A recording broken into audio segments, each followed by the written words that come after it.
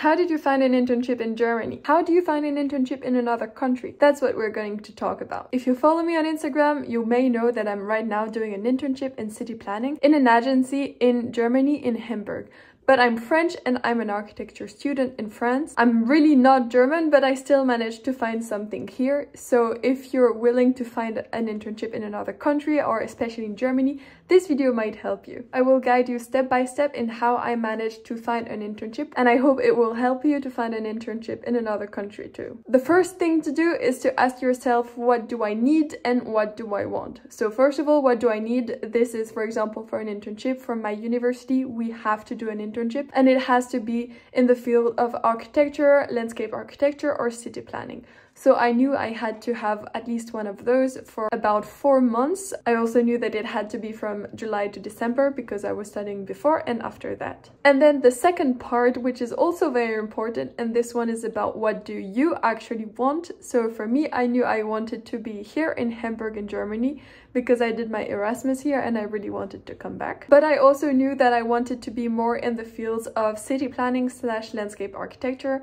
or in architecture more into the renovation part. I didn't want to be doing new buildings, so I decided to really focus on those two areas. So once you know what you want and what you need, what you can do is start searching a little bit for the kind of things that you can actually apply to, and then you have to make your CV and portfolio according to what you're looking for. So for me, because I really didn't have a nice CV and I didn't really have a portfolio at that time, I had to really redo everything from the beginning, but it was also quite important. When you do your CV or your portfolio, try and really think about what you want to showcase, who you are, and make it match what you are going to apply for. So for my CV, I tried to be quite concise and really put all the experience and the work experience that I have. I've been quite lucky because we had to do this for one class with the teacher, so we really had a bit of help. But if you want, we can also do a video about how to create a good CV or a good portfolio for students. Let me know if you want one. And for the portfolio, since I really didn't have a portfolio, I had to go through all the works that I did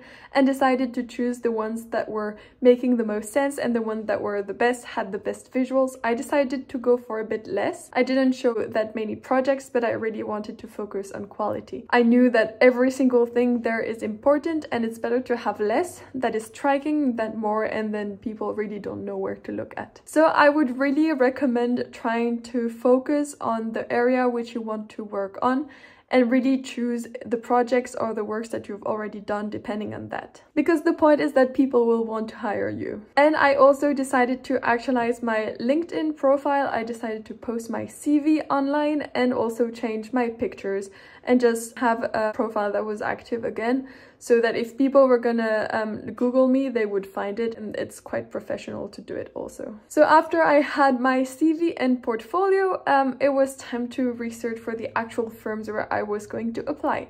So for that, I really recommend Google. That works really well. But Google itself is a bit tricky because, for example, for architecture firms, it only showcases the firms that are the biggest. But I was also interested in smaller agencies.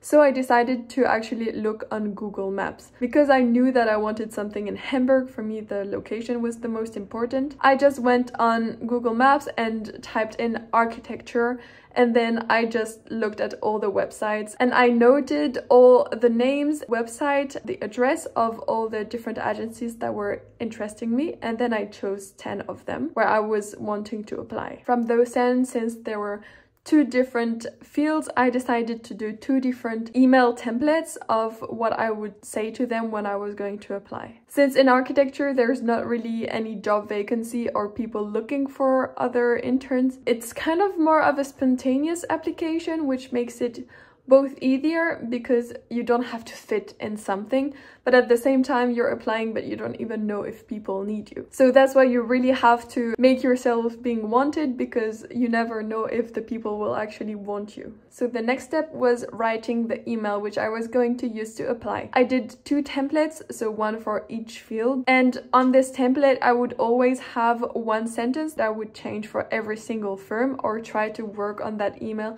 every single time I was applying for a new agency, so that it would really show that I know where I am applying. So I think I had like one sentence that was about what interests me the most in your agency or in your work, and that was always a very specific answer to what they were doing. So really try and be very genuine, but at the same time really show that you know what you're applying for. I sent all the emails to all those firms, each email individually a bit different, and always with the CV and the portfolio that was going with it. Since I was applying in both German and English, depending on the firms, I had to do my CV and my portfolio in both languages. You know, ChatGPT can always help for the translation. And then the hardest step is actually this one. Once you have sent the email, you have to just wait for someone to see your email, to respond to you.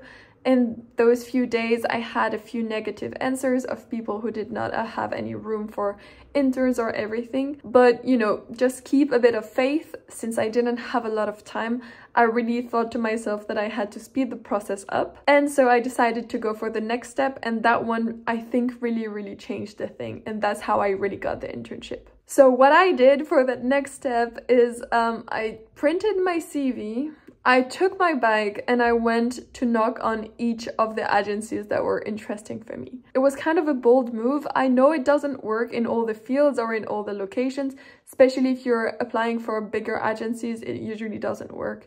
But since I was applying for very smaller firms, for me, it might have been like the best thing that I did. So yeah, I decided to print my CV and then I would go on the address that I found, would ring the bell and then wait for someone to open the door. And then I would just say, hi, I'm an architecture student. I sent you an email to apply for an internship. Have you seen it? And that was it. I didn't ask the person if, you know, they were interested in someone, because usually the people who open the door are just some people working at the office and they're not the ones in charge. So I really just said like, have you seen my email? Just to be sure that either they had seen it and they had kind of left it on the side, or most of the time they just hadn't seen it. They would usually just ask me my name to write it down and then give it to their boss or to the manager. And then I would hand out my CV and be like, it's all written here. You can have this. And then they would just usually put it on the boss table or something. And then when they would come back, they would see my CV. So it's very different when you have a person that came to you and you have a CV that is on paper and that is on your desk, and then you really want to do something about it. Whereas just an email in your inbox, you know, it's just one more. It was very scary at the beginning. When I went to the first agency, I really wasn't comfortable. But I mean, people were always super nice, and it just showed me that, you know, you don't really have to be afraid, and people are really nice to your face. You can't ghost people in real life. So I was kind of scared of people just being like, no. But people were super nice. And even if they said no, at least I had a no.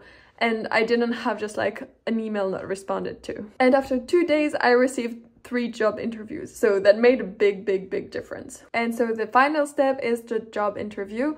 Just trying to be presentable, on time, being nice, smiley, friendly, and just talking about yourself, about them, trying to figure out what they're looking for, what they actually do, because it's also about what you want to do. And for me, one didn't really go well. We didn't fit. We didn't have the right vibe together.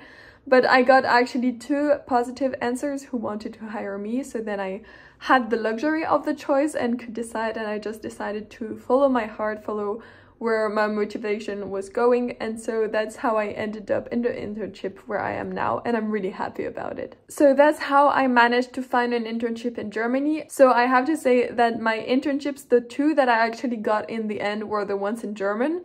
And the one in English is the one where it didn't really go that well. So I ended up having possibilities of working in German.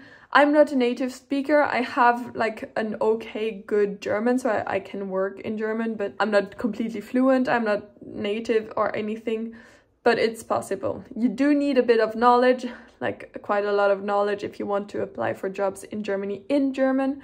But sometimes, depending on the agencies, if they're quite international, you can also just work in English, but it's always better to have at least a few basics of German. It really depends on the field, on the firm, and this you can just know when you apply. So that's it. I really hope this video could help you. If you have any other questions about CV, portfolio, other questions about life in Germany, or anything really, you can always ask me on the comments and I will try to do a new video to answer those questions. If you want to see more about my internship and life in Germany, you can always follow me on Instagram at louiseblanche7. Otherwise, I will see you in the next video. Goodbye!